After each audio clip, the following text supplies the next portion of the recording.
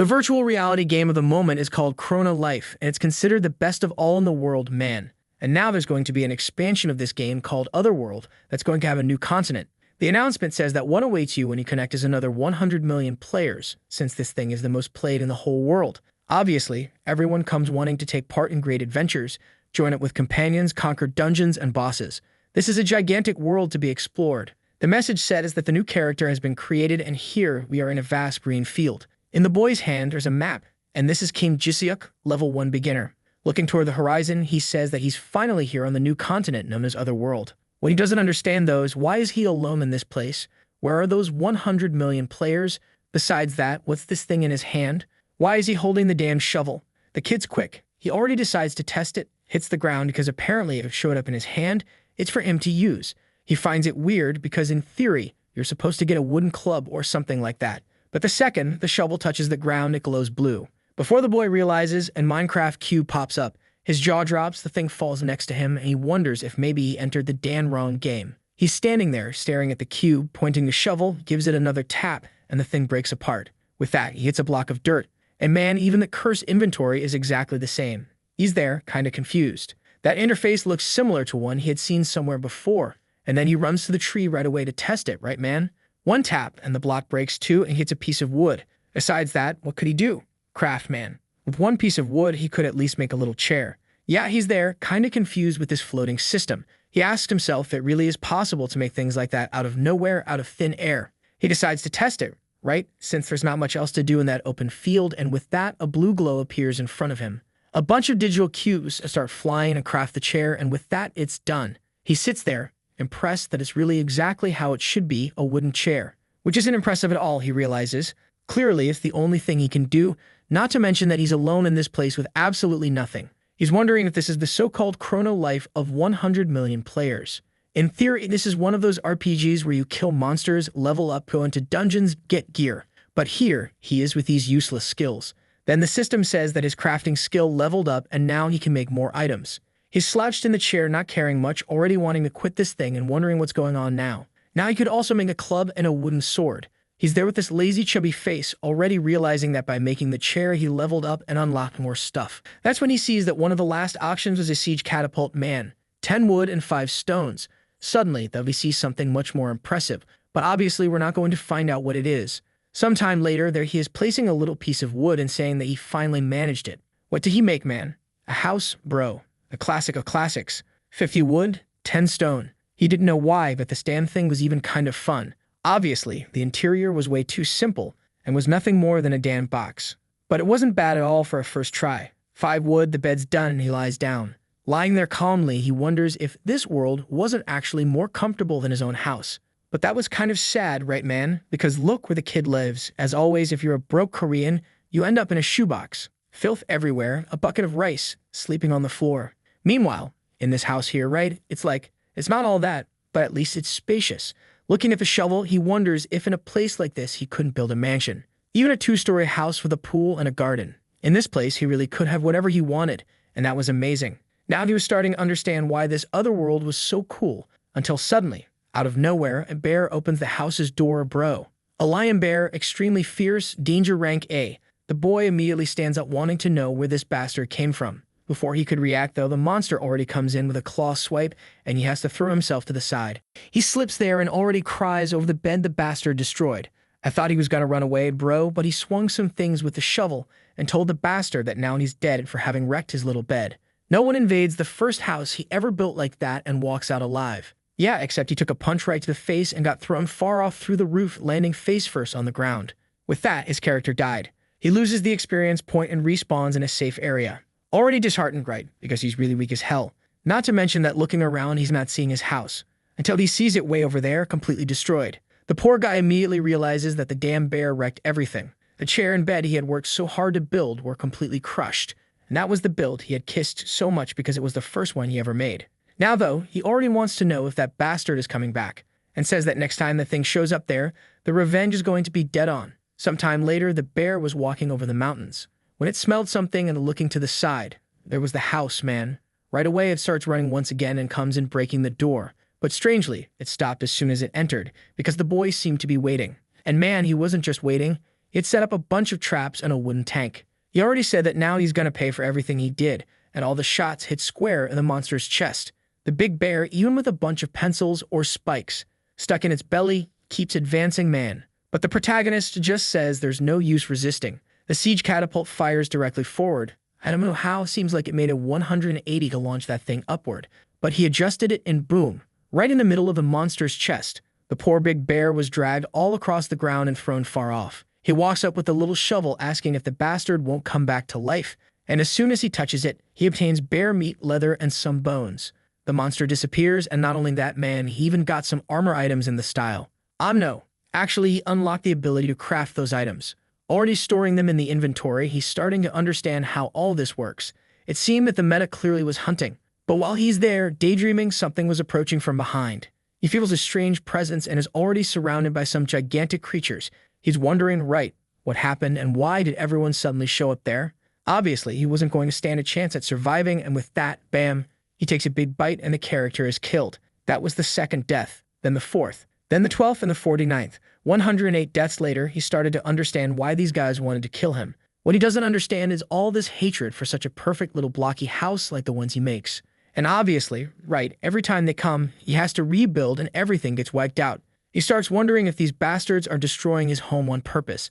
This was already getting on his nerves. Do these bastards think he's going to give up over something like this? No freaking way, he's absolutely going to keep insisting. They can try however many times, come at him, kill him again, he's going to come back and rebuild. 999 deaths later, man, a legion of monsters comes face to face with a castle kid, and up on top of one of the towers, right on the tip of it, on the throne. Who's there, man? Our boy, telling them to bring the boss or else they're all going to die. A pterodactyl swoops in to attack, bites from above, and a laser goes off and disintegrates the beast. Jisiok says he already gave the warning. This is their fault for starting this war. So why, now that he's got the fortress ready, are they all just standing there? Were they scared by any chance? That provocation even makes the dinosaur shut its mouth and start running toward the boy's fortress.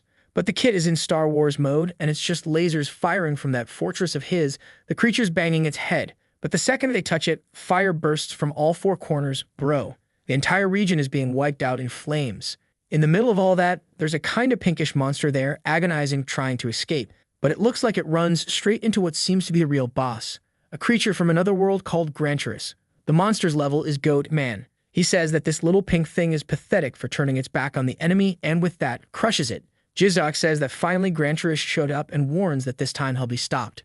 But the creature from far away says that his attempts were useless, that all the effort he was going through was insignificant to him. No matter how tall the construction was or how massive, nothing could withstand his breath attack, man.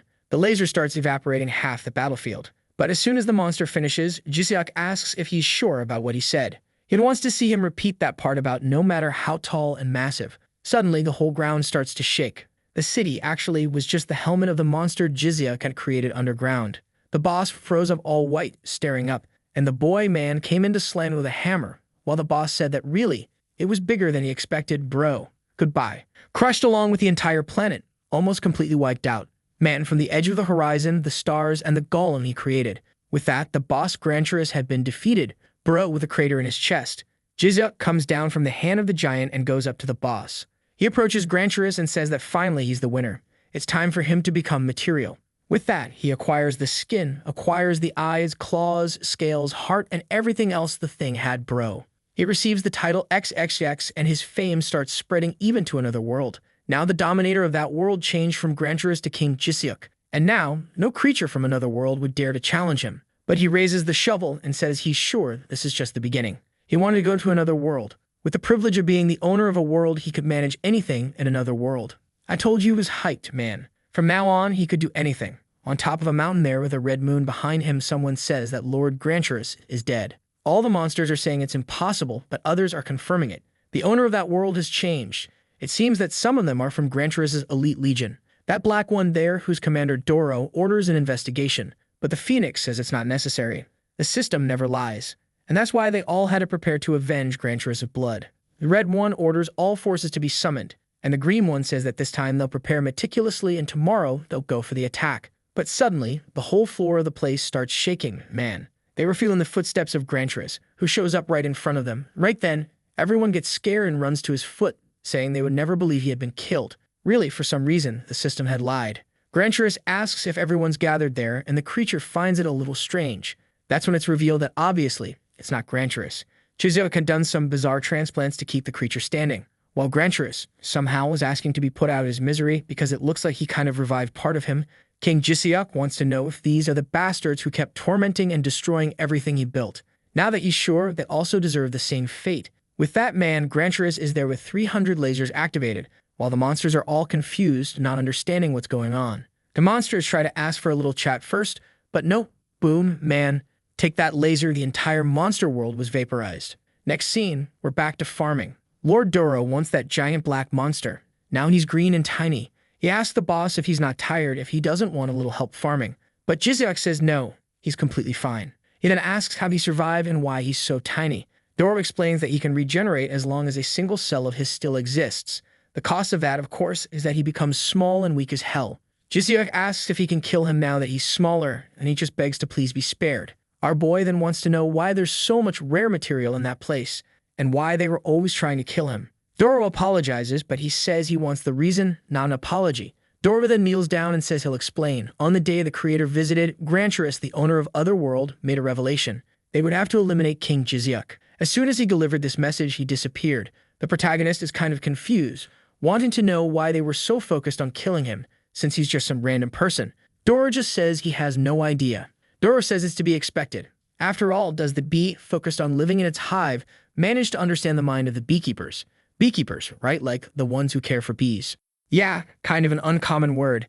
Jiseok tells the bastard to quit acting all full of himself and asks if he wants to die. He answers that obviously he doesn't. Then Jiseok wants to know how to find this so-called great creator above everyone else, and he replies he has no idea. But there's something he wanted to ask the master. What exactly is he doing stacking that pile of cubes under his feet? Jiseok says it's very clear. He's building a tower. Doro says that's obvious, but he wants to know why. Then our boy points upward and says he's going to visit up there one day. He's going to build a staircase, obviously, all the way to the moon, man. He asks if that doesn't sound super fun.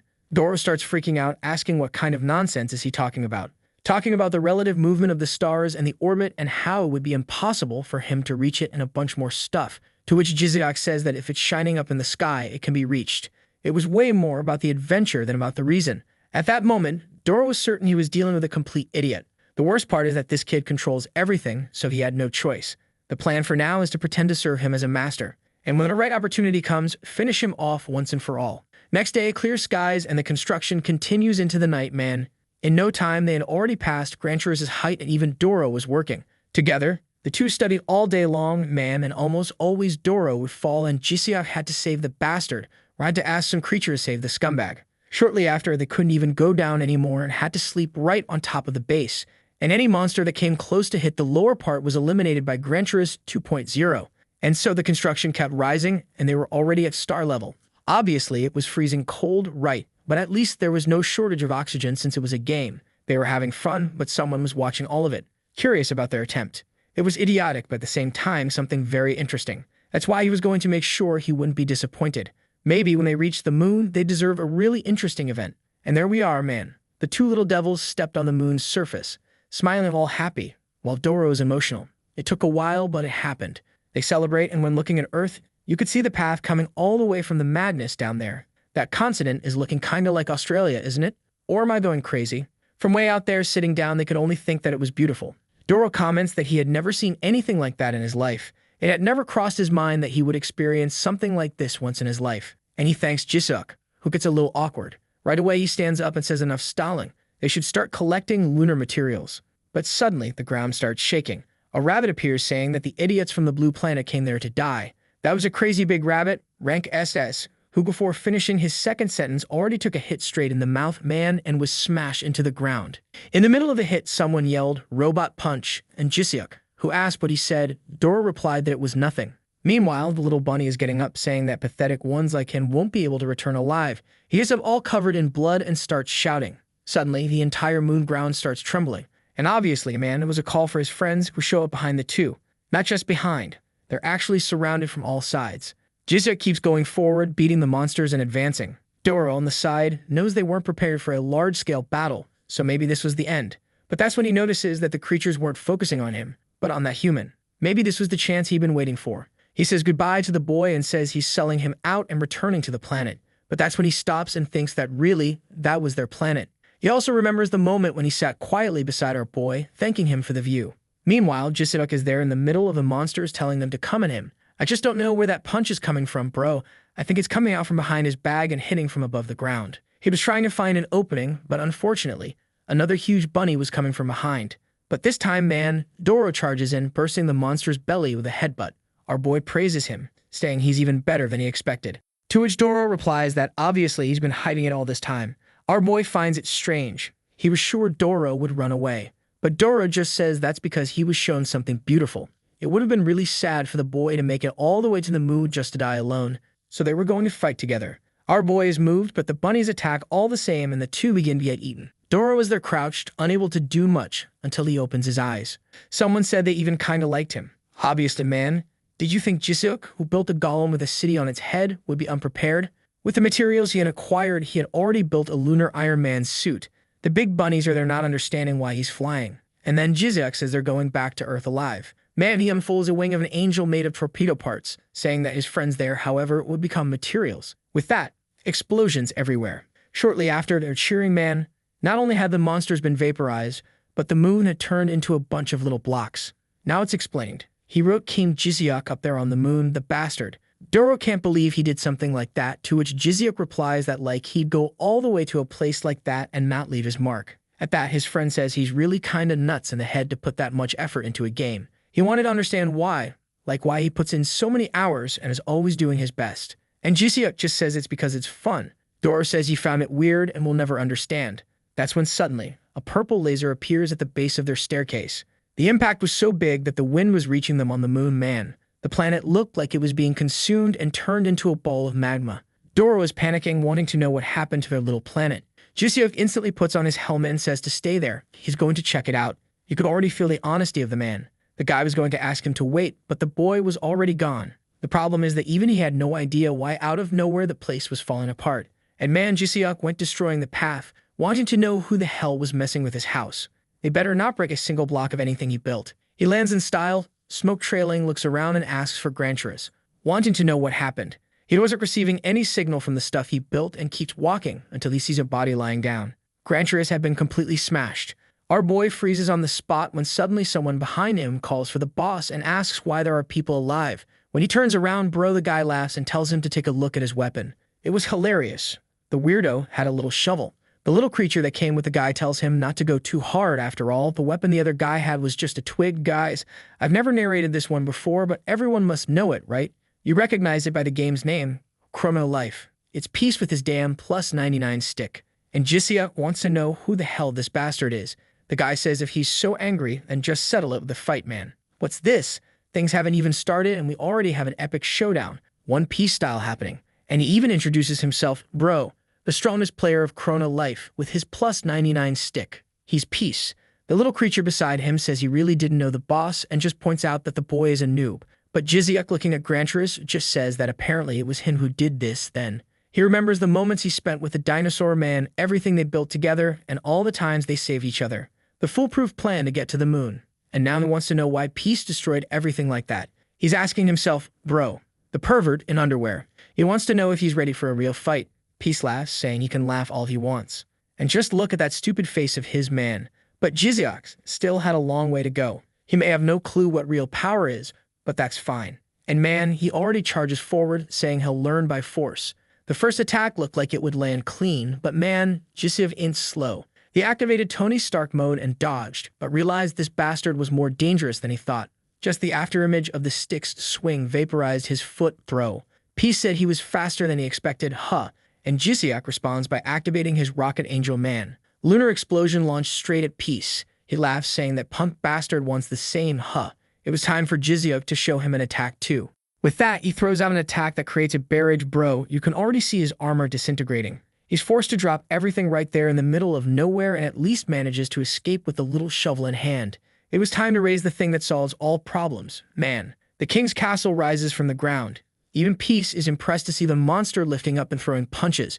Peace's little creature is far away, all confused, and our boy's little creature is up there on the moon, watching the impacts happening on the planet. He just wanted to know what was happening to our boy down there, man. But even though the king castle was gigantic, its punch was stopped by the plus 99 stick, and Peace says it won't be that easy. At this point, you're left not understanding how the hell that cursed stick withstood an attack from King Castle. But Peace just says it's his turn now and runs up the arm, reaching the top of the castle. One strike downward and the whole golem evaporates. But Jisiuk wasn't going to die that easily. He stretches a cube upward and activates the summoning of 1,000,000 blocks. The problem is that Peace's attack keeps advancing and he wonders who the hell this bastard it is. But it seems the enemy is also curious about who he is. Even though he's curious though, it's time to end this. In a second, he charges forward and is already face to face with Jisiuk, who yells that he's a bastard. Goes in with the shovel. Boom, collision. The commentator can't even keep up with what's happening. Looks like the whole world's gonna split throw. And when I said it was going to split, I didn't think it'd be literally man. The planet was sliced like an apple, cut right down the middle. Urus, Peace's pet, says that once again he really managed to destroy another world, to which Peace replies that the fault lies with whoever built it. They should have made it stronger. However, something catches his attention. The boy's shovel was still glowing blue, and the guy can't understand how the hell this bastard is still alive. Man, Jisiuk was standing, wrecked but still standing, telling that perverted bastard to come at him. But then he collapses. Urus comments that clearly that shovel is very suspicious, and Peace agrees. It's really strange that this kid has a weapon like that and he has no idea who he is. Suddenly, a rift opens behind Peace. He turns to ask who's there, and the guy shows up saying, "It's me, the enemy, the CEO of Chrono Life known as Choi Diope." And man shows up with his secretary. Only our protagonists are cute little pets, while the CEO guy, his pet, is literally a thick-thighed floater. As soon as the two idiots started talking, she already flew straight at Jisiuk, asking if the user was okay. Meanwhile, Peace asks Choi if that one's his granddaughter and tells him to introduce her. She's there trying to wake up Jisiuk, saying that he has to be a little more persistent. She's been working hard for a long time to make him stronger. After so many deaths she caused, he can't give up now, can he? Oh no, man, now we're screwed. The enemy this time is a hot girl. How do you beat that? She's the head of development of another world called Uria.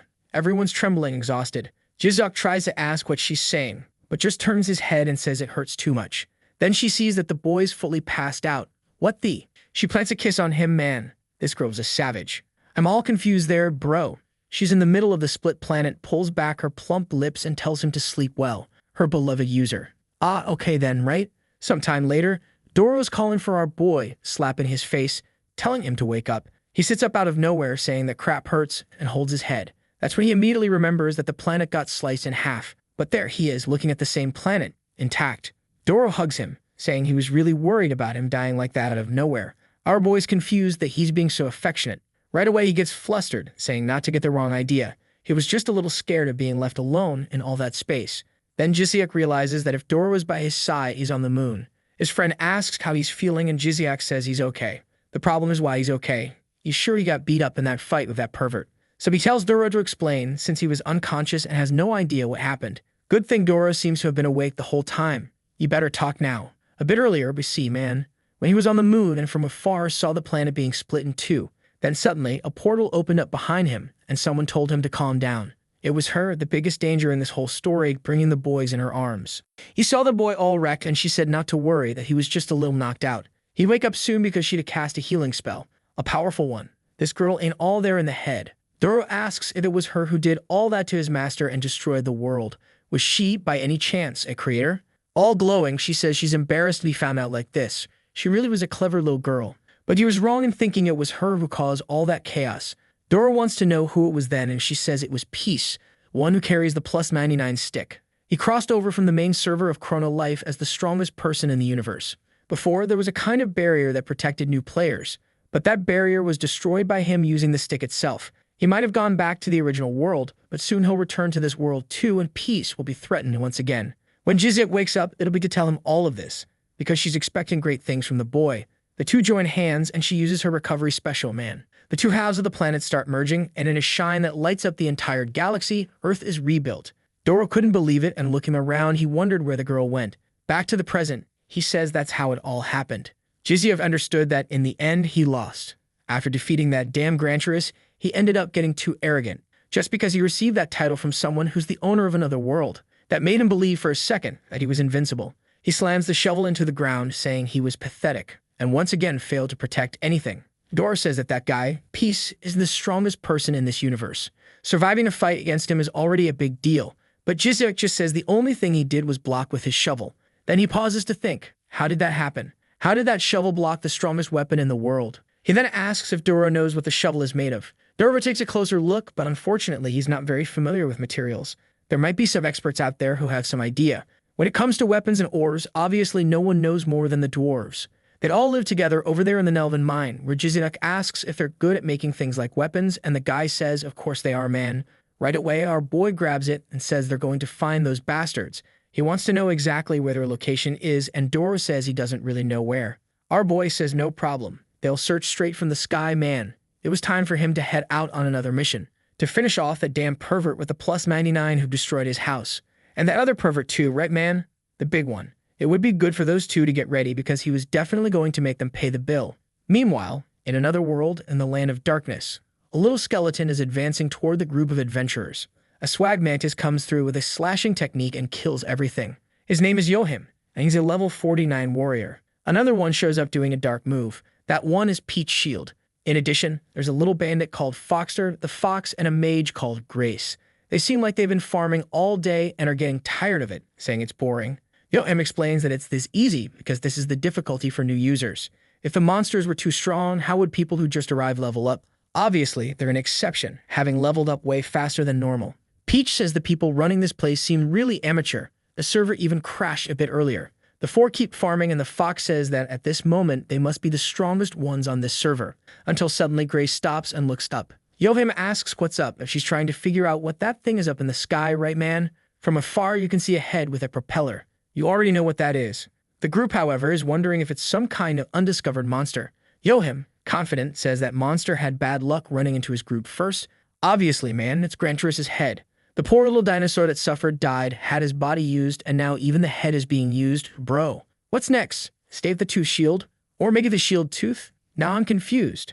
Up there, in the little window, our boy is asking where those damn dwarves are, and Doro says that unfortunately all he sees are skeletons. He just can't believe the great leader has been reduced to a floating head. Our boy says, though, that the boss must be happy and asks Granturus if he's not enjoying being there floating, but he just keeps asking to be killed. That's when Doro tells him to take a look and see if those over there aren't players. Looks like they were farming in combat. That's when suddenly one of their spells hits the helicopter of our boy. He tries to dodge, but the bastards are sending a full barrage from down below. The damn Yohim tells the others to keep applying pressure. Soon it'll fall from the skies. Man, the damn Peach even sends a spinning shield, but it just hits and does nothing. Now it's clear that these attacks are literally doing 0 damage, and Jisyuk is confused, saying that this group showed up a bit weaker than he expected. Doro tells him to go easy. They must be beginners. Meanwhile, our boy is thinking that after that fight with the damn Peach, he got a little spoiled. The question is, are they gonna let them get away with this or not? And obviously, Jisyuk says no freaking way. If they attack first, they'll have to pay the price.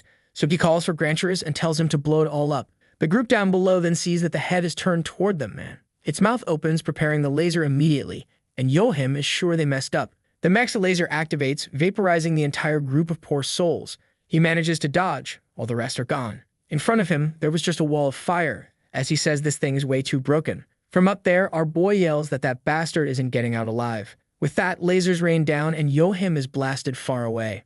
A giant orb there, man, looks like a nuclear explosion. A little while later, the god of the skies lands his big old Granturus head, and Yohim, poor thing, is left there fried.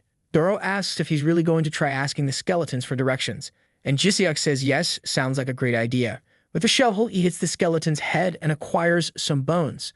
With that, the bone creator ability is unlocked. The activation condition was that he had avenged the skeletons, right, which is what he did. This ability lets him create powerful skeletons using a combination of bones. And man, it's the Sung Jinwoo of Minecraft here, bro.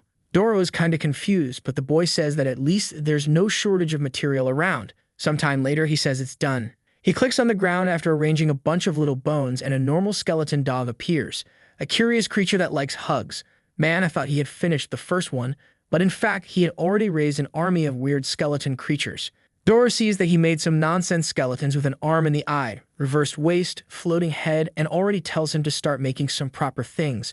He looks kind of offended, making a face saying he's just creating works of art, when suddenly, a special event appears. For having created 100 unique skeletons, he now had the right to craft the rarest one. He turns to Doro, says to learn, man, since the beginning, he had a real good little plan. Obviously, the blueprint already loads in memory for crafting, and a huge skeleton in purple glow appears. Both are shocked, and man, a giant mite shows up, calling him master. 1, 2, 3, 4, 5, 6, 7 stars. This bastard's looking like Yu Jio. This was King Pitch SSS rank, the legendary king of the undead. Right away he kneels down saying he's eager to receive his master's blessing. But Doro grabs our boy saying to be careful, that this creature is extremely dangerous. Of all the creatures that exist, this one is the most sneaky and cruel. It was very suspicious that he was kneeling, since that doesn't even match his nature. But Jizyuk says he's already made up his mind. The Lish's name would be Pidgeotto. For God's sake, what kind of impossible name is that? We're gonna call him Pitch. A mix of Pidgeotto and Lick. What do y'all think? I'm not gonna keep saying Pidgeotto, man. That name's too much. Pitch thanks him for the name, saying it's excellent. He's thanking me, right? Cause I'm the one who came up with that name this time. Right away, Jizyuk wants to know if he has any idea where the Nelvin mines are. Doro's doubtful, but Pitch immediately says yes. Jizyuk tells him to take them there now, and he pulls out a dagger, saying for sure. Then we cut to a few moments earlier. In the middle of the peaceful forest, all the little animals were drinking from the spring. When that collision between the stick and a shovel happened, the whole forest lit up and the planet was torn in half with lasers shooting into the sky. The world shortly after had to be restored. That didn't go unnoticed by the players, who were disconnected and left confused. In the middle of the throne, there was a demonic eye. In the middle of the river, someone watching a dream and another one sitting on the throne. Everyone was thinking that this new person, the one who received the title of world owner, was drawing a lot of attention. And that day was marked as the advent of kings.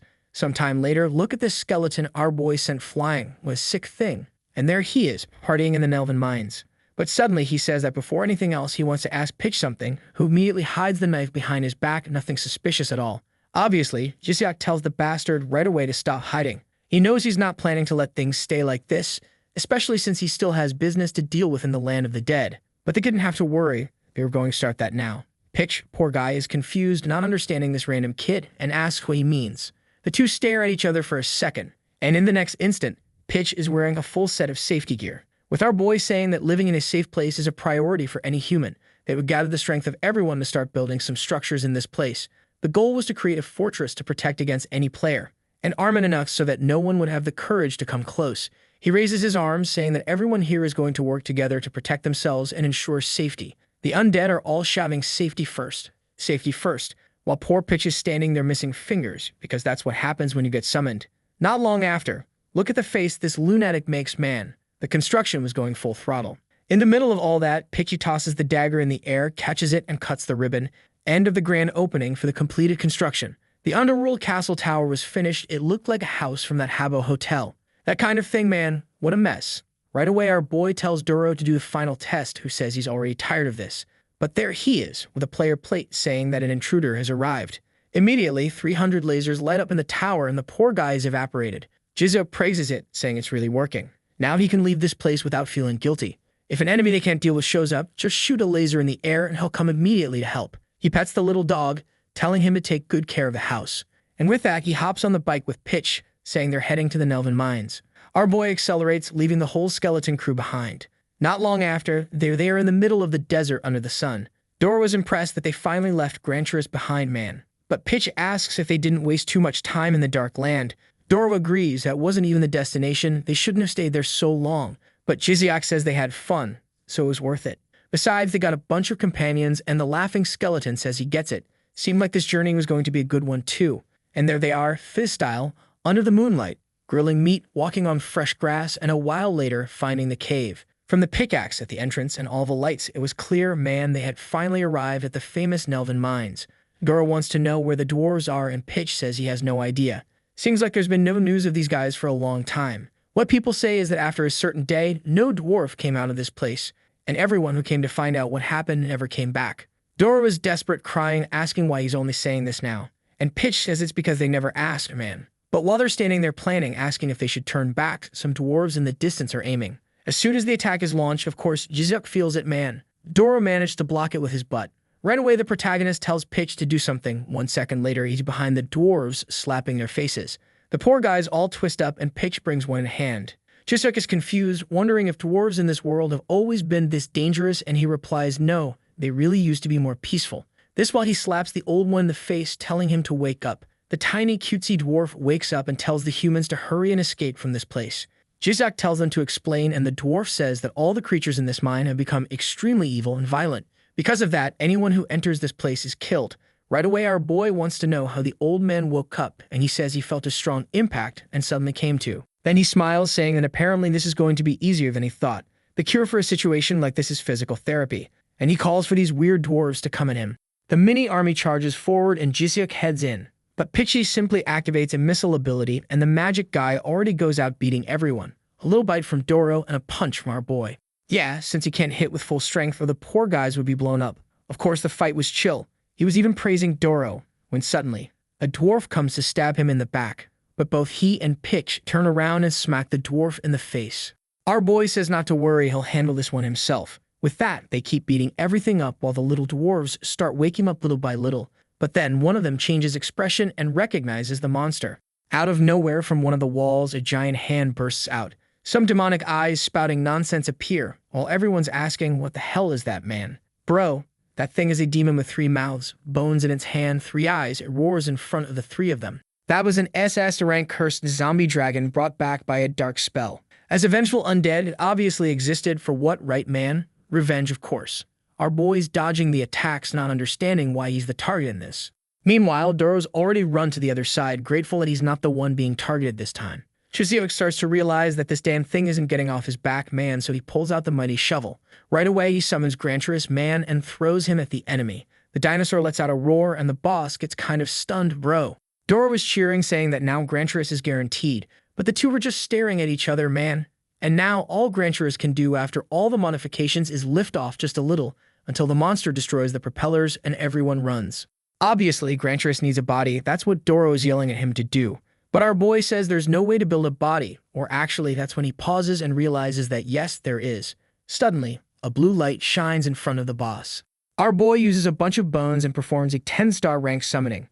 Obviously, he creates a body for Granturus, who now reaches Geo8 level again. The poor boss is already shocked and takes a headbutt and a tail swipe right after. What the hell, man? Poor boss gets launched and can't even stand anymore. Well, yeah, gotta remember that Granturus was the owner of this world until our boy beat him. Instantly, he charges up that laser of his and fires a Kamehameha straight at the boss, who gets disintegrated along with the cave and everything else.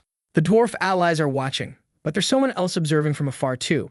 A white-haired guy looks to the side and says they beat him and asks the master what they're going to do. The guy just crushes the papers and says that unfortunately, there's nothing they can do. The contract was nullified. That one is the lone shark known as Harkeeter, and the little buddy next to her, the guy with white hair, is Rim. I'm a bit confused, it really looks like a guy. But in the previous frame, there seemed to be some features that suggested otherwise. Now though, those features are gone. So yeah, I'm pretty sure it's a guy. And from what I've seen here, man, that guy's from another manhwa too. One I don't even know. Back in the cave, the sky was evaporated, and the little dwarves are all scared of Granturus, bro. The only thing left for the boss is the eyeball on the ground, and the dwarves are already hitting it to see if it moves. Jiseok asks if Doro found anything, who says unfortunately not.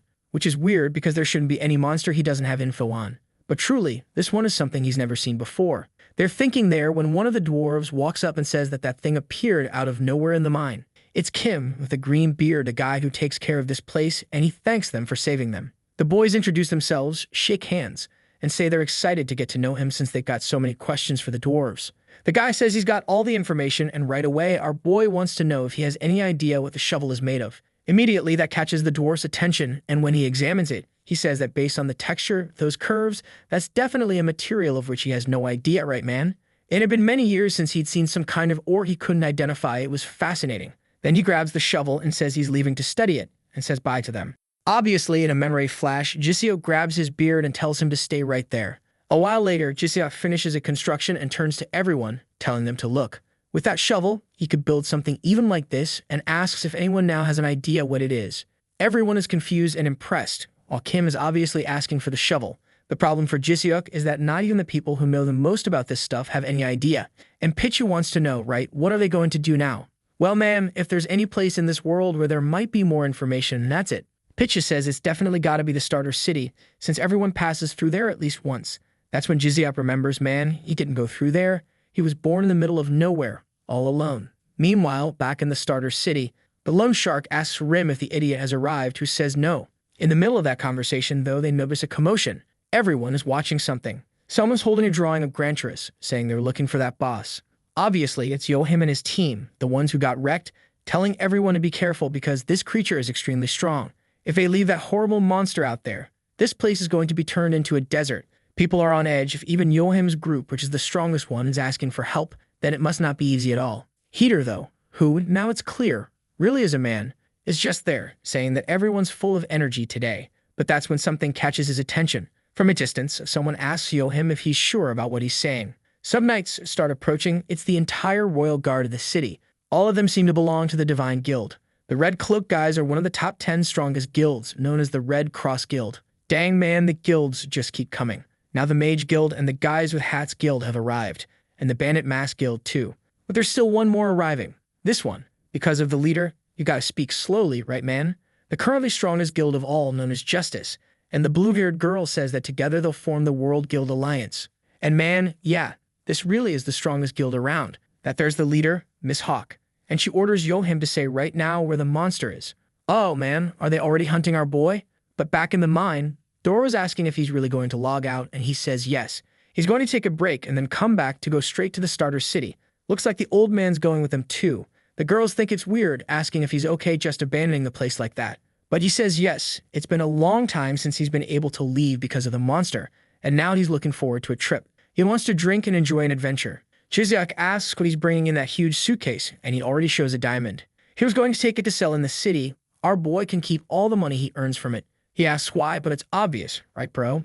Because he saved the whole mine. Jizyuk thanks him and says now he'll have to log out. He clicks the button, says bye to everyone, who call him a hero and wave their hands. But man, as soon as he's logged out, there he is back in the shoebox. It's actually more organized than last time, not bad. Off to the side is the only meal he usually makes look done. Some rice with curry poured over it, with some sauce and water or something. And that's it. Honestly, not so bad. I thought he'd be suffering more. But the kid's addiction is unmatched, right man? He sits down to eat and already puts on a little Chrono Life video to watch. And in this report, they're talking about how there's a diamond shortage in the server, right? Since the dwarves weren't working, obviously no ore was making it to the city. And that's why the price looked like it was 10 times the original. Jizyuk suddenly remembers that that's exactly what the dwarf had offered him, man. But he doesn't look too impressed. He doesn't even know the price. Until the announcement says they're paying 100 million won per kilogram of diamond. Instantly, he spits out what he was eating, especially remembering that suitcase the dwarf showed him. It was stuffed. Meanwhile, back in Chrono Life, Rim is mad that a certain person hasn't arrived. Heater tells him to calm down and have some tea, but the buddy is yelling, wanting to know what they'll do if he doesn't show up, to which the friend replies that he can be sure he'll come. That guy is more afraid of losing than of dying. Apparently, he's rank 1 in some other world too, man. Meanwhile, in a little town, it shows someone connecting to another world. The armor starts forming and the system announces that he's rank number 1 bro. I read the beginning of this story, but I didn't go very far. That one is hardcore leveling warrior. Now the real question, who's going to show up from the world of fists? Could it be that Grid from Overgear is going to appear here? And with that, Heater says it's been a while since he's seen level 10 warrior, right? That's the nickname of Ethan's character. And he says he heard Heater die to a zombie dragon. It's a shame if he was already killed, because he really wanted to finish that business, bro. Obviously, he didn't even say it, but he's the rank 1 of the world known as Otherworld. That's when Heater says the person who defeated the zombie dragon seems to have taken control of the Nelvin mine. Ethan immediately says he gets it and asks if he should eliminate this guy. But it's already getting intense. He falls flat on his back like an idiot, and that's when Heater throws the paper, which lands on his face, saying that this is the target.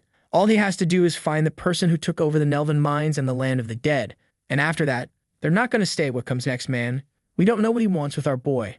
Back at the mine, the little dwarves are working together with Pitch, who's over there giving the orders. When a light appears behind Doro, our boy shows up right away. The second he appears, they're already saying they're heading to the starter city. Kim, poor guy, is a bit startled, saying he was about to go to sleep. So why did the boy arrive so fast? The dwarf only wants to know about the diamonds if they're good. And the dwarf says they're perfect. Then our boy tells everyone to get ready. They're leaving. Looks like Pitch is staying on guard and asks if he's sure he trusts him. Jizyuk says yes, he's not going to do anything wrong. Besides, he has to understand that this is a strategic position of huge importance, so it's best he protect the place and not let anyone take it. But at that moment, Pitch pops up in the video and asks if diamond prices have really gone up that much. Jizyuk realizes that he figured out the plan, and Pitch says he had a hunch something like that would happen, since diamonds are expensive and the dwarves weren't working. Our boy comments that all he needs is something to transport it all, and obviously, right bro, there goes Granturus again. Untransformed, and this time he's turned into a car. Man, it's actually kind of fancy inside Granturus the car. Almost matches with Gran Turismo, don't you think? Dora was horrified at the cruelty of giving a body and then ripping it away, but our boy replies that he just disconnected. No big deal. Besides, it was super fast, so definitely worth it. But suddenly, a flying arrow comes right at them and hits poor Granturus. Everyone is trembling. Look who just arrived, guys. The danger of dangers. It's her. Hawk, the well-built archer, asks if the arrow hurt, while calling out to the rest of the group, surround them. Everyone. It was time to start a full-scale assault. What a deadly little arrow, bro. Right after that, fireworks explode in their direction, signaling the nearby enemies. At once, the rest of the guilds are fired up, saying it's time to show why their alliance is the best. That guy over there is the leader of the Divine Guild. And then came another badass chick, licking her own scarf, saying the monster looks kind of funny. Dang man, have you seen that manga with the girl with the little shield, all red armor? She looks like an adult-only version of that character. While Suying is saying she'll rip his eye out up in the sky, another one is flying in, bro. It's Babidi-Boo. Man, what kind of name is that? I have to try like 5 times to get it right. He's the leader of the Sacred Earth Guild. The guy from the Wallbinden Guild, the ones with masks, is Master Jian. And he literally says nothing, just a bunch of dots. The most dangerous of them, the big round one, is already jumping off the top, saying the fun is about to begin. In 1 second, the big guy, Jiseok, was more than surrounded from all sides, man. Jiseok has no idea who they are or why they're launching a surprise attack. Right away, he tells the mecha to fire the laser. But Hawk seemed prepared and orders Plan A to be activated.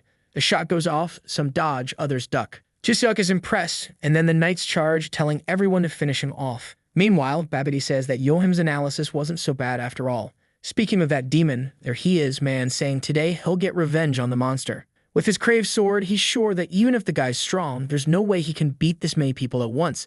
That's when he looks to the side and sees Jiseok there, panting, trapped in glass, staring him down. Suddenly, he opens the hatch, tosses Yohim against the wall, and now everyone who came to attack is a bit confused. But now, man, he's lost his head, says no one's gonna steal his diamonds, no way. A bunch of mechanical legs start kicking people who are being forced to retreat.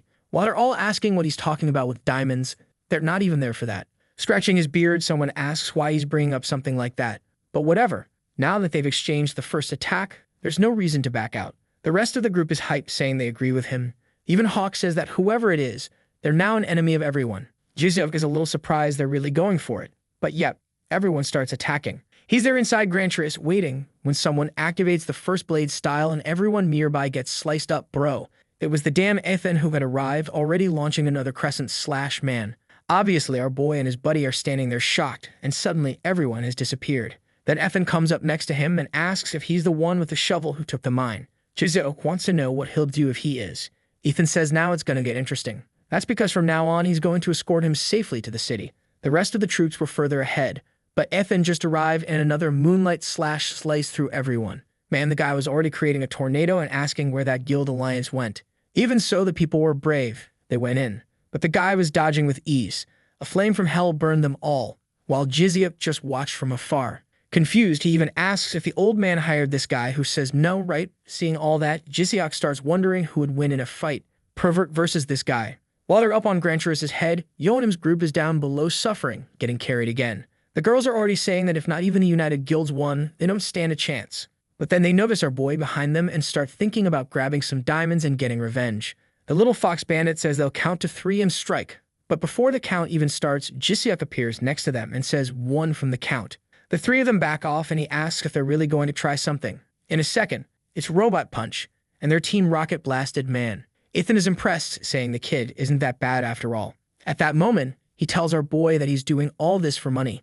In the middle of their talk, look who's there, bro. The stunning Hawk, who wanted to take this small chance to escape. But someone stepped in front and she started trembling. She was the last one left and there was no way out now. A while later, up on Granturus' head, look who's being carried, man. It's her, the shovel girl, who tries to explain that she really came to kill a monster and didn't know it was a person. But Jiseok and Ethan are both staring at her, asking if she's really telling the truth. Then Jiseok remembers that he said he'd wipe out all these bandits and step on everyone. But now it doesn't make sense, considering they weren't even there to rob him. And the others say, right, that news about him killing monsters must have spread fast. So Jiseok tells everyone to shut up and says he has a question for Ethan. Did the client who hired him know about the diamonds? Ethan throws it back, asking if he really thinks people are that nice, or that they do charity. Making it obvious, the guy already knew. But now Jiseok finds it even weirder. If the guy knew, why didn't he just try to take them by force? Then he says that guy's suspicious, while Hawk is off to the side asking to be released. But don't release her, no way. As long as she's around, the artist has to keep drawing. Sometime later, there he is, arriving at the starter city, but all the guilds are lined up in front of him. The guys immediately ask if it was him who attacked the allied forces. They know exactly what happened to their friends and won't let him in. But that's when someone steps forward. Like I said, the longer she stays nearby, the more the artist has to work. And she says that this person is a guest of the Alliance, so it's best they show him some respect. The guys are confused, wanting to know why the commander suddenly changed sides, especially since they were the ones who got attacked. But she says it was all a misunderstanding, and that they were the ones who attacked him first. But now the two of them were already heading into the city. Suddenly, she leans in close to our boy's ear and says he's going to have to keep his promise. And obviously, she's interested in the diamonds, right, boy? She wants a cut of the money he's going to make, yeah? That's the price for entering the city for free like that. A little while later, our boys' group is there, with Hawk showing everything off, pointing at the chickens, talking to the other groups to not hit him. Meanwhile, Doro's having a great time, that little rascal. This whole group is just fun. They're all at the fountain, peacefully eating. Where's the war? What's happening? Ethan asks if it's delicious. He's getting emotional, saying now he understands why this game is so loved. He was born all isolated and never went through anything like this. Doro as always asks if it makes any sense for them to be wasting time in a useless place like this. Didn't they have tons of rare diamonds to sell? That kills the vibe instantly, and he apologizes. But that's when someone says he needs to talk to the person who hired the guy who saved him. That's when Jizuak notices that the voice didn't come from someone in their group and sees someone sitting beside him. Obviously, it's Heater, who says it's him, the one who hired Ethan to protect him. He introduces himself to our boy and says he deals with loans and other stuff. Yeah, a shady loan shark. And obviously, he's there because Jizuak arrived and didn't come talk to him. Heater scolds Ethan, saying he should have finished the job, and Ethan replies that the boy's in the city, so he's done. Then Heater says fine, but the boy must already know the reason he was brought there. Jizuak says yeah, he wants to buy the diamonds he has. The damn loan shark laughs and says he's a quick learner. But the moment he's about to explain the terms of the deal, everything starts shaking. Jizuak is a little startled, Ethan's tense, but Heater just says this is why they should have gone straight to the hideout. The one known as the owner of the Great Golden Throne and the greatest merchant of Chrono Life had arrived. The guy's name is Sloth Riot, but I'll just call him Riot like Rebellion. Everyone in the city is confused, asking why there's a throne flying through the sky. Apparently, he's a well-known name, an NPC from the main server. Jizuak wants to know why this guy is here, considering how famous he is. Not to mention, what the heck is up with that massive throne he showed up with? Oh my god, when he appears, it's a little lowly-looking kid. Like, what is this madness, man? Everyone's staring, all confused, making faces, not getting it. Doro and the dwarf, on the other hand, say it's a charismatic boy. But Riot sighs and says he'll get straight to the point. He's here because the human needs to sell all of his diamonds to him. Heater apologizes and says unfortunately, he's all ready, but Riot cuts him off, bro, tells him to stay quiet and asks if he's that Heater, the sneaky snake. He wants to know if it was that pathetic master of his who told him to do this. But man, Heater didn't like that, says don't insult my boss if you don't want to die. But Riot doesn't seem weak at all and questions if he even has any clue about their level difference. That's when Jizuak steps in and tells them both to calm down. If both of them want to buy, then there's a perfect way to negotiate, right man? The rascal's feeling lucky. The more people want an item, the higher its value. And he tells the clients they're going to start an auction.